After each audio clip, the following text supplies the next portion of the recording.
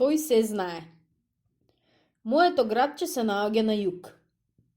Летно време него го посетуваат многу туристи за да летуваат и да ги видат културно-историските споменици.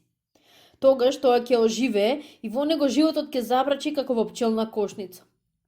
Плажата на езерото ќе се наполни со капачи, кои се капат и печат на врелото јужно сонце како гуштери. Водата ќе замириса на разни парфеми.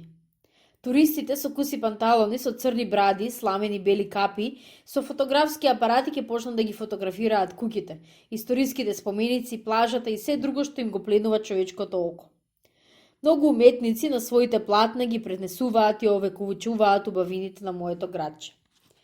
Есени, зиме и пролети, градчето е мирно и тивко како да потонуло во длабок, тивок, мирен сон. Но една мартовска пролет, 1941 година, тоа се разбуди и се дигна мало и големо. Мажите, построени во редици, врвеа низ улиците на моето градче. Напред беше развејано големо знаме. Висок и силен маж, кого поради црвените дамки го викаа Абраш, со поцрнето од сонцето лице високо го вееше знамето и викаше: Подобро војна отколку пакт. Целата група народ одеше по него и повторуваше: Подобро војна отколку пакт.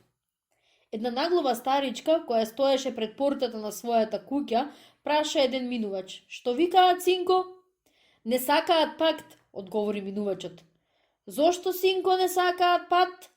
Не пат, туку пакт, бабо. Глувците да ти ги изедат ушите. Налудено одговори човекот и се придружи на групата луѓе.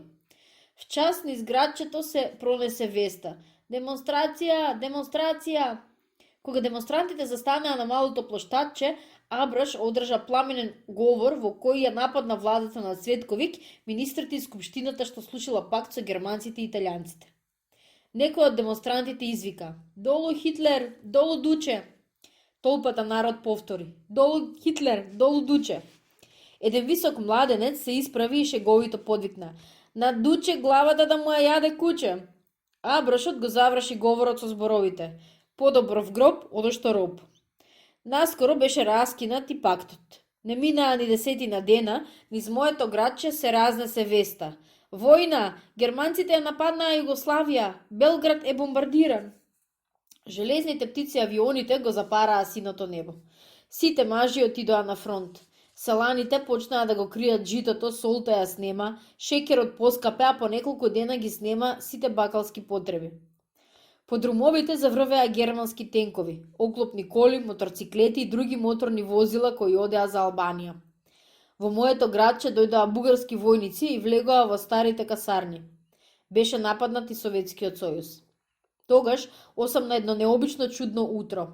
По куќите, џамиите и улиците беа залепени чудни слики. На сликите беше нацртан германски војник како лежи на земјата. На раката имаше нацртан кугес крст. На војникот му се качила и го гази голема мечка со петокрака звезда. Со чудо се прашуваа луѓето: Кој го направи тоа? В час низ моето градче како бесна се растрчаа бугарската војска и полицијата. Таа почна да ги збира и кидне чудните слики. По куќите почнаа да претресуваат и да апсат сомнителни лица. Најмногу сомнение падна на младинците и студентите. Меѓу апсените беа младинците Лазо и Благоја. Нив ги одведоа на учестокот, а тоа беше началството на полицијата. Некои ги жалеа младинците: Ах, кутрите ќе настрадаат, ќе ги тепаат и мачат. Некои пак, кои јадеа и пиеа со бугарската власт, се радуваа и велеа: Така им треба, што дробале нека сркаат, тоа е нивно масло, кокошкари мрсулковци, на глава зид не се турка, кај Ганчо нема трте мрте. Таму, во бугарскиот учесток, тоа мачилиште прво ги сослушуваа. Кажете си, ништо не ви правиме, ги прашуваше полицискиот началник. Вие сте млади луѓе, речи си деца, вас ве завеле комунистите и русите.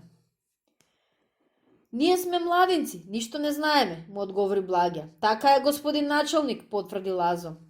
Ние сме сиромашни, проложи Благоја. Си ја гледаме нашата работа, ги слушаме родителите и не ни требаат никакви слики и бургии. Море, знаете, налутено викна началникот. Тука во другата соба јас имам еден сезнајко. Тој се знае и се ќе каже. Немојте да ме терате него да го донесам.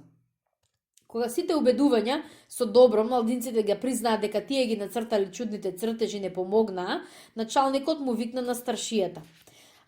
Ајде ба Иване, донеси го тој што знае се и се што ќе каже.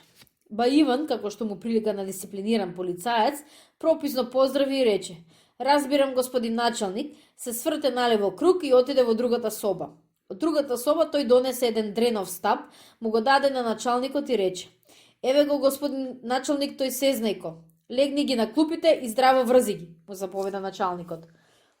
Ба Иван ги легна на клупите помешички и со јажи убаво ги врза за клупите.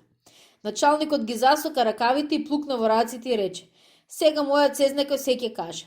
И почна зверски да ги тепа по стапалата и грбот. Кутрите младенци се ребреа, ги стискаа завите, јуначки се држеа, никој ниту офна, ниту пак писна. Кога началникот веќе се измори од тепањето, застана и рече: "Ајде, момчета, ќе кажете ли кој го црташе и лепеше сликите?" "Ние ништо не знаеме", одговори Благоја. "Без причина не мачите и биете", го дополни Лазо. Началникот скрсна со завите и викна: "Ба Иване, замени ме, веќе ме болат рацеве, може би сезнеко во твоите раце ќе ги натере овие букови клави се да признаат да ја кажат вистината." Ба Иван убаво се накашла, го крена стапот сезнајко и важно рече: "Кога ба Иван убаво ќе ве распердаши по плешките и стапалата, се ќе кажете, мајчиното млеко ќе го повратите." Кога почна душмански да ги бие, ти се чини дека низ очите искри им летаат. Веќе и ба Иван се измори. Тогаш началникот ги праша: "Зошто не говорите? Сакате ли уште еден бај Иван да ве пердаши? Нели така?" "Пердашеле или не пердашеле, тоа е, господин началник", му одговори Лазо. "Никаква врска немаме со тие проклети слики и цртежи. Тоа е вистината. Ако пак сакате да ве лажеме, тоа е друга работа." Началникот запали цигара и почна да шета низ собата. Се гледаше дека нешто размислува и крои. Потоа рече: "Слушајте, млади момчиња, ќе ве пуштам да си одите дома, ама ќе се погрижите да разберете кој ги прави овие резилаци. И уште згора, само тоа да остане меѓу нас, ќе добиете и парична награда." На младинците веќе им беше дошло до гуша мачењето и тепањето, затоа Благој одговори: "Вие само пуштете, не ќе се погрижиме, ќе се погрижиме." Сега началникот намигна со едното око и постави услов: "Само секој ден ќе се јавувате тука." "Не секој ден, ако е потребно ќе се јавуваме и секој час, господин началник", го дополни Лазо. "Ба Иване, одврзи ги", заповеда тој. Ба Иван ги одврзе и ги пушти. Тие си отидоа дома. Кога си заминаа, тој му рече на старшијата: "Ги пуштив да им ги фатиме другите врски. Внимавај да се следат на секој чекор.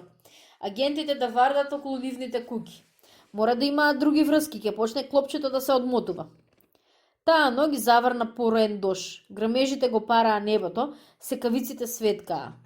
Завладеа таква темнина што прст пред око не се гледаше. А младинците, тие не можеа да го заборават мачењето и тепањето. За да не му паднат враце на началникот, Лазо и Благоја го искористија мракот, ја минаа бугарската граница и му се придружија на партизански одред што крстосуваше во Дебрци и Слави планина. А кои беа тие младинци? Тоа беа скоевци, истите оние момчиња кои во моето градче ги цртаа и лепеа оние чудни слики.